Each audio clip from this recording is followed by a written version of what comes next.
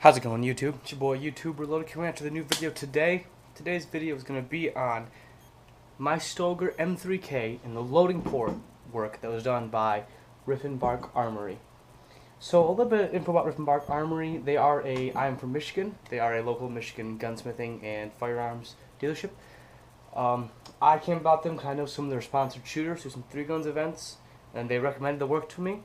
So I thought I would take a look and get my loading port opened up by them, because I'm always trying to support local Michigan business. And the owner, Scott, seems a very good guy to me. From what I've talked to him, seems he was very helpful. Worked with me on the project, with me on getting my gun to him and getting my gun back. The whole team is awesome. Scott's awesome. If you guys are watching this, thank you, Scott, and thank you all, Rifenbark team. You guys are all awesome.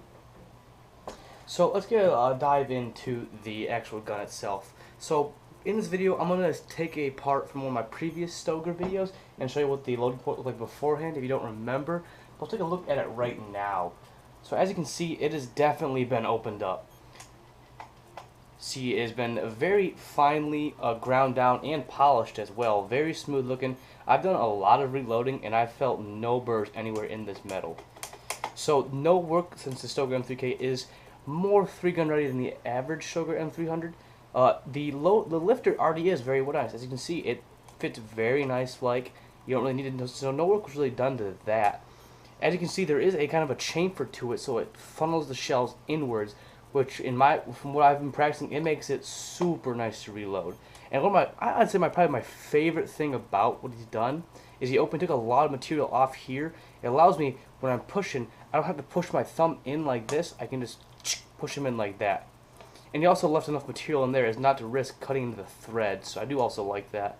So one issue with the Stoeger is this pin here, and from what it looks like, he completely took it out and ground it and then put it back in. The pin looks completely fine. I've had no issues with it coming out, but it's like, this thing is a vacuum cleaner now. It just sucks the shells in there. And with this, I found that I actually prefer loading weak hand now. I started out originally doing that my first match, dual loads, but then I moved to the strong hand loads because it gave me more control of the gun. But with this huge opened up loading port, I found that weak hand, I just fly through it. So I'll put some videos of both strong hand and weak hand. The problem with me with strong handing it is this big old bolt release here. When I'm strong handing it, I can tell you, I'd say about 33% of the time, so a third of the time, I'm catching shells on this and knocking them out of my hand. But with weak handing it, the shells are off this far side over here, and I have zero risk of doing that. I have not dropped a single shell weak hand reloading. Yes, the gun is differently, it's more out in front of you, it's not quite as compact, but for me, the reliability of getting shells in there 100% of the time, and just getting them in faster, it's awesome. So I'm definitely going to show you guys that in the later part of this video, and I want you guys to tell me what you think looks better for me, and what you guys prefer. So that's really just what I want to do, is want to highlight the work he did for me, and I'm really quite happy with it. It looks absolutely stinking awesome. So I highly recommend Rifenbark Armory. If you guys have any gunsmithing work you need done, Scott is a great guy. He's very reasonable on his prices, very comparable to some of the places I looked for the price-wise, and he does good work, as you can see, and quick too. So I hope you guys enjoyed this video. I'm going to throw in that previous section so you guys can see exactly what the loading port looked like beforehand, and throw in a little bit more loading videos. So hope you guys learned something useful. As always, YouTube, a beautiful freaking day. Stoeger M3K, opened up loading port, done by Rifenbark Armory. Let's do a nice and smooth plot load for you guys.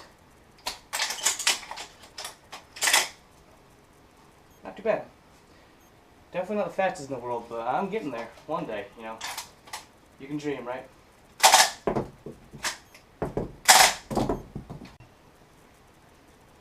Let's get try to load 8 real quick, like.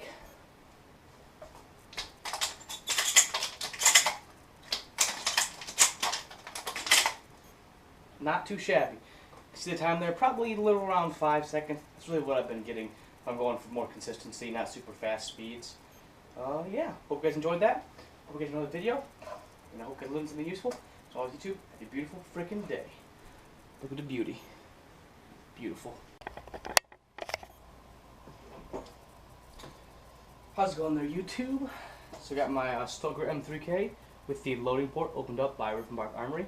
As you can see, I have changed clothing because it's the next day.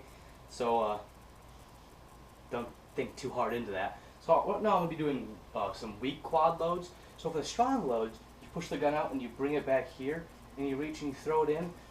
For a weak side, you twist the gun, bring it underneath, so you have a lot of good control of the firearm, especially when it's heavy and there's a lot of shells in there. It's a lot of good control. And then you reach down, pull them off, and load them. As you can see, there is like no room. They're right there. So one thing I want to show you guys too is my shell caddy is angled for strong hand, not weak hand, so they are angled the opposite way. So it has been affecting it, and I am kind of slow because I just started that, and my thumb's kind of cut up because I'm doing this a lot. But don't judge me too hard because it's only my second day trying these quad loads. I'll try to go at decent speed for you guys. I'm going to start with just 4. I'll do that twice.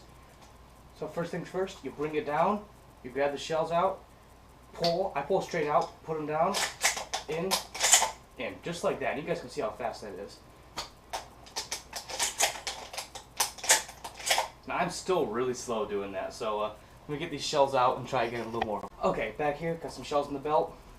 Try a little bit quicker for you guys. So you can really, the nice thing about that is you really chuck them in there. So you get in there with some velocity. Let's try again. 4 again. Ooh, lost one. As you guys can see, the slowest part for me is getting off the belt into the gun. That's just going to take time. Let's try 8 for you guys. Okay guys, I'm trying to load 8. Now once again, you're going to notice the slowest part for me is getting off the belt into the gun. That's just me. My left hand isn't as fast as my right hand, and it's just going to take time for me to get better at it. But the loading part's fast as hell. Let's try this one last time.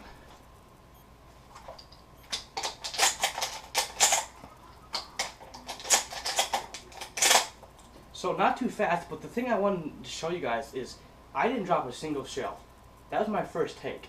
For my strong hand, it probably took at least double the amount of takes, I'll be honest. And that's really the reason I want to switch over to weak hand quad loads, is because A, a lot of room to improve to really get there fast, and B, my reliability to getting the shells in the gun, it's non-comparable. It really is out of the ballpark. So guys, hope you guys enjoyed this video. Let me know down in the comments below which quad loading you prefer, and give me a reason why. I mean, maybe you have a better reason than I do for going quads strong or weak, or maybe you like deuces. But please let me know. I'm looking for some feedback here, guys. So as always, YouTube, hope you learned something useful, and once again, have a beautiful freaking day. Yes, I know I said it 3 times in this video, but just get used to it.